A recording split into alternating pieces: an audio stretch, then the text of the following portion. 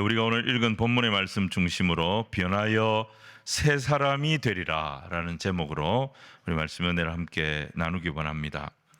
청년 사울은 베냐민 지파 출신이었습니다. 베냐민 지파에 그렇게 명문 가문도 아닙니다. 이름 없는 어떤 집안에서 농사 짓고 평범하게 살던 그 농부였습니다. 근데 그 시대의 이스라엘이 어떤 상황이었느냐? 블레셋의 지배를 받고 있었습니다. 이들은 블레셋 사람들에게 수탈을 당했습니다. 그래서 백성들은 경제적으로 굉장히 궁핍했고 이스라엘은 아무 힘이 없었습니다. 거기다가 백성의 사사였던 사무엘의 아들들의 통치는 문제가 있었습니다. 그래서 백성들이 다 거부하고 왕을 세워달라고 요구하는 그런 상황이었습니다. 정치적으로, 경제적으로, 외교적으로, 안보적으로 아주 혼란한 그런 시기였던 것입니다. 그런데 사울은 거기에 그렇게 큰 관심이 없었습니다. 사울의 집안에는 다른 문제가 있었습니다. 이 집안에서 기르던 암나기들이 갑자기 사라진 것입니다. 그의 아버지는 사울에게 이 암나기들을 빨리 찾아와라, 그렇게 임무를 주었습니다. 나귀를 찾아서 떠났지만 어떻게 하면 이 나귀들을 다시 찾을 수 있을까? 길이 없었고 방법이 없었습니다. 하지만 그의 모든 관심은 빨리 나귀들을 찾아서 집으로 돌아가야 된다. 여기에 온통 모든 생각이 집중되어져 있었습니다. 근데 아무리 찾아도 암나기들을 찾을 수 없으니까 마지막으로 사울은 누구를 찾아가느냐? 사무엘 선지를 찾아가게 됩니다. 처음 보는 선지자입니다. 이 처음 보는 선지자에게 자기가 암나기를 찾고 있다, 이 말을 해야 되는데 이 선지자는 사울에게 자기가 도저히 이해할 수 없는 그런 말을 했던 것입니다. 자, 사무엘상 9장 19절, 우리가 지난주에 보았던 말씀인데요. 같이 한번 읽겠습니다. 시작. 사무엘이 사울에게 대답하여 이르되 내가 선견자이니라. 너는 내 앞서 산당으로 올라가라. 너희가 오늘 나와 함께 먹을 것이요 아침에는 내가 너를 보내되 네 마음에 있는 것을 다 내게 말하리라. 여러분, 이게 무슨 말이겠습니까? 네 마음에 있는 것을 다 내게 말하리라. 도대체 사무엘은 사울의 마음에 무슨 생각이 있는지 그거 어떻게 안다고, 또 그 생각에 대해서 과연 무슨 말을 해주겠다는 걸까? 이해가 안 되는 밑도 끝도 없는 말을 사무엘은 사울에게 했던 것입니다. 자, 오늘 첫 번째는 사울의 마음속에 있었던 생각입니다. 일단 사울의 마음속에 제일 제일 큰 생각은 무슨 생각이었겠습니까? 잃어버린 나귀들을 어떻게 하면 찾을 수 있을까? 이 생각밖에 없었을 것입니다. 암나귀들은 자기 집안에서 가장 소중한 재산입니다. 그래서 어떻게든지 이 나귀들을 찾아야 됩니다. 나귀를 찾아야 집으로 돌아갈 수 있고 아버지를 안심시킬 수가 있는 것입니다. 그런데 그의 마음속에는 또 다른 복잡한 생각이 더 있었던 것 같습니다. 그게 뭐냐? 자기의 미래에 대한 생각이었습니다. 과연 내 인생은 앞으로 어떤 인생이 될 건가? 하나님은 내 인생을 어떻게 사용하실 건가? 이거에 대한 생각이 젊은 사울에게 있었던 것이죠. 근데 또 한편으로는 무슨 생각이 있었겠습니까? 아이고, 내 인생이 별거 있겠나? 그냥 조용히 살아가면 되지. 내가 뭘 할 수 있겠나? 나는 집안의 나귀들도 제대로 건사를 못 해가지고 아버지한테 책망을 받고 지금 나귀 찾아 산만리 온 데를 돌아다니면서 나귀를 찾고 있는데, 이런 내가 내 집안일도 제대로 못하는 놈이 무슨 하나님의 쓰임을 받겠나? 그냥 집에서 농사 짓고 사고나 안 치고 그렇게 살면 되지. 이런 마음이 사울에게 있었던 거예요. 그러니까 사울에게는 자신의 미래, 자기 인생에 대한 하나님의 뜻이 뭘까라는 생각과 내가 하면 뭘 하겠나? 내 같은 게 그냥 집에서 사고나 안 치고 살면 되지. 이런 생각, 이 두 생각이 복잡하게 얽혀 있었던 것 같습니다. 하나님은 이 사울의 소극적인 생각, 부정적인 생각, 이 생각의 틀을 한번 깨뜨릴 필요가 있겠다고 보셨던 것입니다. 그래서 사무엘을 통해서 사울에게 말씀을 주신 거예요. 내일 아침에 네가 이 집을 나갈 때 네 안에 이런 생각들에 대해서 내가 너에게 해줄 말이 있다. 네 안에 있는 이런 복잡한 생각들, 네 안에 있는 이런 소극적인 생각들, 네 안에 있는 이런 부정적인 생각들에 대해서 내가 해줄 말이 있다.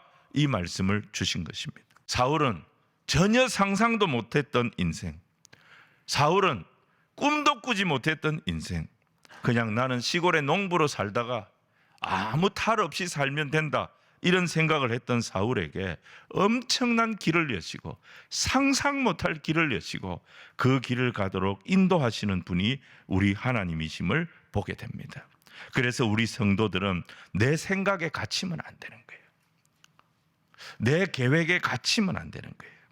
우리 하나님은 저와 여러분을 향한 놀라운 계획을 가지신 분이심을 믿으시기를 바랍니다. 또 그 길을 갈 수 있도록 믿음을 주시고 성령의 능력을 계속 기름 붓듯 부어주셔서 우리를 지금도 인도하고 계신 전능하신 하나님이 저와 여러분의 하나님이십니다. 주께서 새해 우리 모두에게도 이런 은혜를 베푸시고 이런 역사를 더하시고 흔들리는 대한민국, 무너져 있는 그런 우리의 이웃들에게도 소망이 되시고 위로가 되시고 인도자가 되어주시는 그 주님이 우리가 믿는 하나님이심을 믿고 선포하는 새해 첫 주일이 되기를 주님 이름으로 축원을 드립니다. 오늘 두 번째는요, 사울의 머리에 기름을 붓는 사무엘을 보게 됩니다. 사무엘은 아침 일찍이 사울과 사울의 종을 깨웁니다. 그리고 그들을 환송을 해주겠다고 하면서 동네 밖까지 같이 따라 나섭니다. 그리고 거기서 사울의 종을 먼저 보냅니다. 그리고 사울에게는 내가 해줄 말이 있다고 하면서 하나님의 말씀을 들려줍니다. 그런데 그것은 단순한 말씀이 아니었습니다. 사울이 꿈도 꾸지 못한, 상상도 못한 그런 어마어마한 말씀을 들려주었던 것입니다. 사무엘은 기름병을 가져다가 사울의 머리에 먼저 기름을 부었습니다. 그리고 입을 맞추고 여호와께서 너를 이 백성의 왕으로 삼으셨다, 이 엄청난 말을 하게 됩니다. 자, 10장 1절 말씀을 우리 같이 읽겠습니다. 시작. 이에 사무엘이 기름병을 가져다가 사울의 머리에 붓고 입 맞추며 이르되 여호와께서 내게 기름을 부으사 그의 기업의 지도자로 삼지 아니하셨느냐. 사무엘은 사울에게 먼저 기름을 부었습니다. 사울이 기름 부음을 받았다고 바로 왕이 되는 것은 아니지만 앞으로 네가 왕이 될 것이다 라고 하는 약속과 함께 기름을 부었습니다. 여기서 우리가 질문이 있습니다. 무슨 질문이냐? 왜 하나님은 아무도 없는 곳에서 사울의 머리에 미리, 왕이 되기도 전에 미리 기름을 부으신 것일까? 여기에 몇 가지 이유가 있을 수 있겠지만은 그 중에 하나가 뭐냐? 만약에 이런 과정이 없었다면, 하나님 미리 그에게 기름을 부어주시면서 하나님이 그를 왕으로 세우신다라고 하는 이 약속을 주시는 이런 과정이 없었다면 나중에 사울은 백성들에 의해서 왕으로 세워집니다. 그때 사울은 고민에 빠지게 되는 거죠. 나를 왕으로 세운 이가 백성들인가 아니면 하나님이신가? 백성이 왕을 세우느냐 아니면 하나님이 왕을 세우느냐? 만약에 사울이 자기 백성들이 지지를 해서 백성들에 의해서 왕이 된 것으로 생각한다면 사울은 평생 동안 백성들의 기대에 부응하는 왕이 되려고 노력할 겁니다. 그런데 여러분, 지금 이스라엘은 12지파로 갈라져 있습니다. 12지파의 이해관계가 전부 다 다릅니다. 어느 지파가 찬성하면 어느 지파는 반대합니다. 어느 지파가 좋아하는 일을 어느 지파는 불편해합니다. 12지파로 갈라져 있는 이스라엘 각 지파의 이 첨예한 이해관계를 사울이 무슨 수로 극복할 수가 있겠습니까? 그건 불가능한 것입니다. 사울이 왕이 되면 백성의 기대에 부응하기보다는 이 백성들을 자기를 왕으로 세우신 하나님 앞으로 인도해 가는데 힘을 써야 하는 것입니다. 하나님 앞으로 인도해 가면 사울이 걱정하는 이 이스라엘 백성들의 모든 문제에 하나님이 개입하시는 것입니다. 그래서 하나님이 각 백성들에게, 각 지파에게 복을 주시는 것입니다. 이렇게 되면 사울도 좋고 이스라엘 백성도 다 좋게 되는 것입니다. 이스라엘의 왕은 왕이라고 하지만 백성에게 복을 줄 수 있는 능력이 없습니다. 그가 할 수 있는 일은 뭡니까? 백성들에게 복이 있는 곳으로 안내하고 인도하는 역할을 할 뿐인 것입니다. 백성들을 복이 있는 곳으로 안내하면 어떻게 됩니까? 그곳에서 백성들이 각자에게 역사하시는 하나님을 만나게 되는 것입니다. 하나님이 그 백성들에게 복을 주시는 분이라는 것을 하나님을 만나서 경험하게 되는 것입니다. 이스라엘의 왕은 여기까지 끌고 가는 거예요. 하나님 앞에까지, 하나님을 경험하도록, 하나님을 예배하도록 그 자리로 끌고 가는 인도자의 역할을 할 뿐이고, 이스라엘 백성들에게 복을 실제로 주시는 분은 왕이 아니라 하나님이신 것입니다. 여러분, 사람의 필요, 사람의 요구 너무너무 다양합니다. 100명이 있으면 100가지 요구를 합니다. 어떨 때는 102가지, 103가지 요구가 나올 때도 있습니다. 어떤 사람은 한 가지 아니라 2가지, 3가지를 요구할 때가 있기 때문입니다. 그 요구를 어떻게 다 채워줍니까? 이걸 내가 다 채워주리라 그렇게 생각하고 쫓아다니다가는 지쳐서 죽게 되는 것입니다. 이스라엘의 초대 왕을 세우는 일입니다. 왕이 없었습니다. 지금까지. 사울이 왕이 되면 첫 번째 왕이 되는 거예요. 얼마나 백성들의 기대가 크겠습니까? 얼마나 백성들의 관심이 많겠습니까? 얼마나 요구사항이 많겠어요. 그래서 그거 다 쫓아다니다 보면, 사람을 기쁘게 하려고 쫓아다니다 보면 사울은 죽는 겁니다. 그래서 하나님, 그런 거 쫓아다니지 말고 내가 책임질 테니까 너는 마음을 넓게 가져라. 그리고 사람 앞에 위축되지 마라. 그런 의미로 사울의 머리에 기름을 부어 주신 것입니다.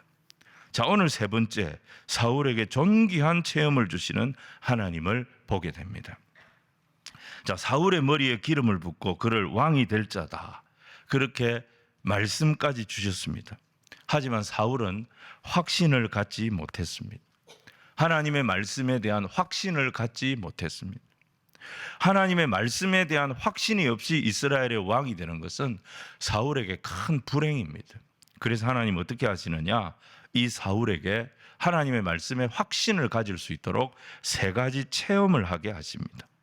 이 체험이 뭐냐면 하나님의 말씀이 기가 막히게 성취되는 그 체험을 말하는 것입니다. 한 번도 아니고 2번도 아니고 3번씩이나 보여주십니다. 자, 이 3가지 체험이 어떤 체험들이냐? 첫 번째는요, 사울이 가장 고민했던 문제예요. 사울이 지금도 계속 집착하고 있는 그 문제가 해결되는 체험을 제일 먼저 하게 하십니다. 사울은 집으로 돌아가는 길에 베냐민 지파의 경계, 거기에 라헬의 묘지가 있는데 그 부근에서 모르는 사람 2사람을 만난다는 것입니다. 이 2사람이 무슨 소식을 전해주느냐? 너희 집에 암나귀가 돌아왔다, 암나귀 찾았단다, 이 소식을 전해준다는 거예요. 그리고 사울의 아버지가 지금 이 나귀 찾아 집을 나간 사울이 안 오고 있으니까 사울을 걱정하고 있다, 이 소식을 듣게 하실 거라는 겁니다. 2절 말씀을 우리 같이 한번 읽겠습니다. 시작. 내가 오늘 나를 떠나가다 베냐민 경계 셀사에 있는 라헬의 묘실 곁에서 2사람을 만나리니 그들이 내게 이르기를 네가 찾으러 갔던 암나귀들을 찾은지라. 내 아버지가 암나귀들의 염려는 놓았으나 너희로 말미암아 걱정하여 이르되 내 아들을 위하여 어찌하리요 하더라 할 것이요. 사울은 지금 여전히 암나귀를 잃어버렸다, 이거 찾아야 된다, 이 고민에 빠져 있습니다. 사무엘 찾아간 이유도 뭡니까? 나라의 미래가 어떻게 될지, 내 인생의 미래가 어떻게 될지 그거 들으러 간 게 아니라 암나귀를 어떻게 하면 찾을 수 있는지 이거 물어보러 간 거예요. 그래서 사울의 머릿속에는 이 문제가 해결되지 않으면 행복이 없습니다. 기쁨이 없어요. 그래서 하나님이 그에게 제일 먼저 해결해 주신 것이 뭐냐? 네가 가장 크게 고민하고 있고 염려하고 있는 그 문제 해결됐으니까 이제 이 문제에 더 이상 집착하지 마라. 그리고 너는 너의 머리에 기름을 부으신 하나님의 뜻이 무엇인지 거기에 이제는 집중하도록 해라. 이 의미로 사울이 전혀 알지 못하는 사람들로부터 자신의 문제가 해결되어졌다는 소식을 듣게 하시겠다. 이 말씀을 주신 거예요. 두 번째는 뭐냐? 확률적으로 도저히 이루어질 수 없는 정말 확률이 낮은 어려운 일이 이루어지는 체험을 하게 하십니다. 3절과 4절 말씀을 우리 같이 읽겠습니다. 시작. 네가 거기서 더 나아가서 다볼 상수리 나무에 이르면 거기서 하나님을 배우려고 베델로 올라가는 세 사람을 만나리니 한 사람은 염소 새끼 셋을 이끌었고 한 사람은 떡 세 덩이를 가졌고 한 사람은 포도주 한 가죽 부대를 가진 자라. 그들이 내게 문안하고 떡 두 덩이를 주겠고 너는 그의 손에서 받으리라. 사울이 베델을 이 다볼 상수리 나무를 지나가는데 베델로 올라가는 세 사람을 만난다는 거예요. 이 베델에 이 사람들이 왜 올라가느냐? 하나님을 배우러 올라간다는 것을 보니까 예배 드리기 위해서 올라가는 세 사람을 만난다는 거예요. 그런데 이 세 사람이 각자 가진 게 다 틀립니다. 한 사람은 염소 새끼 셋을 가졌습니다. 한 사람은 떡 세 덩이를 가졌습니다. 한 사람은 포도주 한 가죽 부대를 가졌습니다. 여러분 기억하시겠습니까? 이 세 사람은 같이 가는 사람이 아닐 수도 있습니다. 길을 가다가 만난 사람일 수도 있습니다. 한 사람은 뭘 가졌다고요? 염소 3마리를 가졌어요. 그것도 새끼 염소. 두 번째 사람은 뭘 가졌다고요? 떡 3덩이를 가졌습니다. 세 번째 사람은 뭘 가졌다고요? 포도주 한 가죽 부대를 가졌습니다. 두 가죽 부대 아닙니다. 한 가죽 부대 가졌습니다. 이 세 사람은 모이기도 어려운 조합입니다. 그리고 사울과 이 사람들은 무슨 시간을 정해놓고 베델로 가는 길에서 만나자는 것이 아닙니다. 사울이 전혀 모르는 사람입니다. 아무 약속도 하지 않았습니다. 그런데 이 사람들을 베델로 가는 길에서 만나게 된다는 거예요. 만나서 서로 인사만 하고 지나쳐도 안 됩니다. 포도주 가진 사람이 포도주 주면 그거 받아도 안 됩니다. 염소 새끼 가진 사람이 염소 새끼 준다 그거 받아도 안 됩니다. 오직 떡 3덩이 가진 사람에게 한 덩어리 받아도 안 됩니다. 3덩어리 받아도 안 됩니다. 딱 2덩어리만 받아야 합니다. 여러분 이 확률이 어느 정도 되겠습니까? 이 세 사람 자기들도 잘 모르는 사람이에요. 염소 새끼 3마리, 떡 3덩어리, 포도주 한 가죽 부대. 사울을 만났어요. 포도주 가진 사람 가만히 있어야 됩니다. 염소 새끼 가진 사람 가만히 있어야 됩니다. 떡 3덩이 가진 사람 한 덩어리 주면 안 됩니다. 3덩어리 주면 안 됩니다. 2덩어리만 딱 줘야 됩니다. 그거만 딱 받아야 됩니다. 이 확률이 얼마나 되겠습니까? 정말 어려운 확률입니다. 근데 이게 마치 그림처럼 이루어집니다. 이게 이루어진다면 이걸 어떻게 우연이라고 말할 수 있겠습니까? 이 정도로 구체적으로 하나님께서 사울을 인도하신다면 지금까지 사울이 사무엘을 통해 받은 모든 말씀은 하나님의 권위 있는 말씀으로 인정을 할 수밖에 없는 것입니다. 자, 근데 이 어려운 체험을 하고 나서 진짜 중요한 세 번째 체험을 하게 된다는 것입니다. 그 세 번째 체험이 뭐냐? 사울이 성령의 감동을 받아서 변하여 새 사람 된다는 것입니다. 5절과 6절 말씀을 우리 같이 읽겠습니다. 시작. 그 후에 내가 하나님의 산에 이르리니 그곳에는 블레셋 사람들의 영문이 있느니라. 네가 그리로 가서 그 성읍으로 들어갈 때에 선지자의 무리가 산당에서부터 비파와 소고와 저와 수금을 앞세우고 예언하며 내려오는 것을 만날 것이요 내게는 여호와의 영이 크게 임하리니 너도 그들과 함께 예언을 하고 변하여 새 사람이 되리라. 여기 하나님의 산이 다볼 산인지 어딘지 정확하게 알 수는 없습니다. 근데 이 산에 뭐가 있었느냐? 블레셋 군인들이 주둔을 하고 있었습니다. 블루셋 군대가 있었습니다. 그 군대의 영문, 그러니까 그 군대의 위병소 정문 앞에서 무슨 일이 벌어지느냐? 일단의 선지자의 무리들을 만나게 됩니다. 사울이. 이 선지자의 무리들이 어떤 상황이냐? 이 사람들은 다 악기를 앞세우고 성령이 충만해가지고 찬송을 하면서 내려오는 선지자, 성령 충만한 선지자의 무리를 만나게 된다는 것입니다. 적군의 영문 앞에서, 적군 부대의 정문 앞에서, 적들이 다 보는 앞에서 사울이 이 사람들을 만난다는 거예요. 근데 그 자리에서 무슨 일이 벌어지느냐? 이 사울에게 성령이 임한다는 거예요. 사울이 성령의 큰 감동을 받아서 이 선지자들과 같이 춤을 추고 같이 예언을 하고 같이 찬양을 하고 같이 기뻐하고 같이 울고 이런 상상할 수 없는 일이 벌어진다는 것입니다. 여러분, 이 세 가지 체험을 잘 보시면요, 순서가 있습니다. 하나님 보시기에 덜 중요한 것부터 시작이 되어져서 하나님이 가장 중요하게 생각하는 것까지 이루어집니다. 사울에게 가장 중요한 것은 뭡니까? 잃어버린 낙이 찾는 일이겠죠. 근데 하나님께는 가장 중요한 일이 잃어버린 나귀를 찾는 것이 아니고, 그건 쉬운 일이고, 진짜 하나님이 중요하게 생각하는 일은 사울이 은혜 받고 변하여 새 사람 되는 것이 제일 중요한 일이라고 보신 것입니다. 여러분, 우리는 항상 내가 중요하다고 생각하는 것에 집착을 합니다. 내가 중요하다고 생각하는 그 문제를 가지고 와서 기도합니다. 근데 내가 중요하게 생각하는 그 문제가 하나님 앞에서는 별로 중요한 문제가 아닐 수 있다는 것을 알아야 합니다. 그렇다면 내 집착을 내려놓을 줄 알아야 될 겁니다. 확률적으로 따지면 두 번째 체험이 가장 이루어지기 힘든 체험일 것입니다. 그런데 여러분, 이루어지기 어렵다 그래가지고, 내가 볼 때 이루어질 가능성이 없다 그래가지고 그게 하나님 앞에도 어려운 일이 아니라는 것입니다. 그리고 어려운 일이라고 중요한 일인 것도 아니라는 것입니다. 하나님 앞에 제일 중요한 일, 하나님이 가장 관심 있는 일은 뭐냐? 세 번째 체험이었습니다. 사울이 은혜 받고 떨며 춤을 추고 울면서 하나님을 찬양하는 그런 사람으로 변하여 새 사람이 되는 것입니다.